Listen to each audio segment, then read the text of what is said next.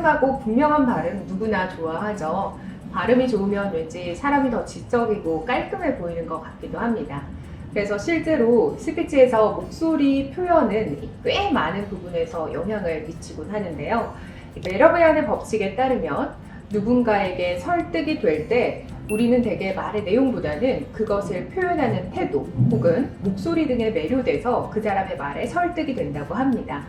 그래서 명료하고 또박또박한 발음은 참 사회생활 할 때나 이미지를 개선하려고 할 때 상당히 중요하게 영향을 끼치는 부분인 것 같아요. 발음에 대해서 고민이 있는 분들의 케이스를 조금 나눠보자면 크게는 3가지 정도의 케이스가 있었습니다. 첫 번째 케이스는 특정 발음이 안 되는 경우가 있어요. 예를 들면 시옷, 지읒, 치읓과 같이 이런 발음이 안 되는 경우가 있고요. 스티븐 시걸 씨의 소울메이트로 알려진 스타트 및 뉴욕 맨하튼의 센티니얼 혹은 리을과 같은 유음이 잘 안 되시는 분들도 있었습니다. 두 번째 케이스는 지역색이 너무 강해서 사투리가 강한 경우가 있었습니다.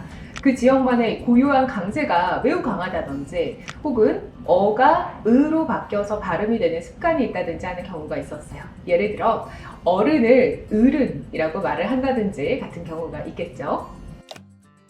모를 수도 있지 새끼야. 니들만 나이 무발에만 깜빡깜빡한다. 아, 우리 형님 이 정신은 어떻게 의대로 들어갔을까? 빤무라. 세 번째 케이스로는 전체적으로 웅얼거리는 케이스가 있습니다.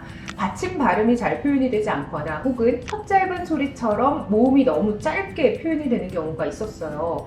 그래서 이 경우에 귀여워 보인다거나 어려 보이는 측면에서는 또 장점이 되기도 하지만 신뢰감을 주거나 전문성을 보여주는 것에 있어서는 다소 좀 어려움이 있다는 점을 잘 기억하셔야겠습니다.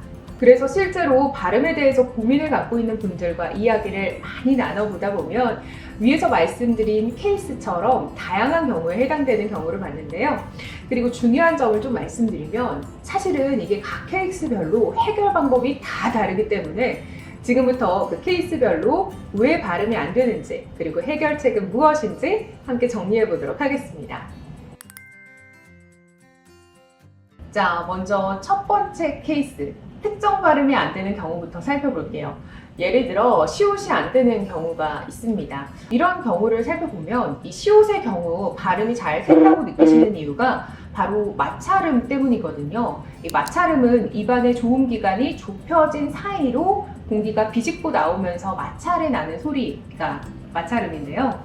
시옷 발음이 안 되시는 분들을 보면 사실은 이 새는 소리를 없애려고 하시는 경우가 덜어 있더라고요. 그런데 사실 시옷은 새는 소리이기 때문에 바람이 마찰하는 소리가 반드시 나야 합니다. 그래서 시옷을 연습하실 때는 기본적으로 새는 소리를 잘 내는 연습부터 해보셔야 돼요. 자, 따라해보세요. 바로 이 소리가 제대로 된 시옷 발음을 내는 출발점이 되겠습니다.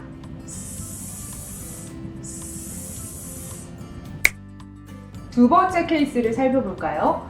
지역색이 강해서 사투리가 강한 경우가 있습니다. 표준어와 사투리의 차이점을 혹시 알고 계신가요? 크게는 억양과 발음에서 차이법이 생기는데요. 이때 지역색은 지방마다 그 특징이 조금은 다릅니다. 강원도, 전라도, 제주도, 경상도까지 다양한 지역마다의 특색이 있죠. 그렇지만 공통돼서 적용시킬 수 있는 연습 방법으로 오늘은 좀 통합해서 알려드리도록 할게요. 사투리 화법을 개선하기 위한 방법으로는 평음을 내보시는 겁니다. 사투리는 지역색이 강하기 때문에 특정 구간에서 반복해서 강세를 주는 경향성이 있어요. 그래서 평음과 평조로 이야기하는 것이 필요합니다.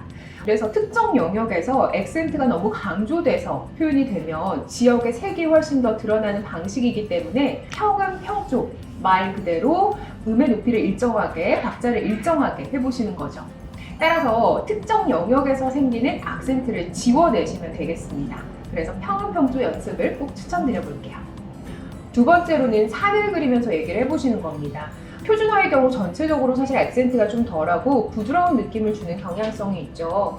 그래서 말을 하실 때 사투리 화법을 개선을 하시려면 일단 부드럽게 말 전체를 산을 그리듯이 얘기를 하시면 훨씬 더 도움이 되겠습니다. 자, 이제 세 번째 케이스 살펴보도록 하겠습니다.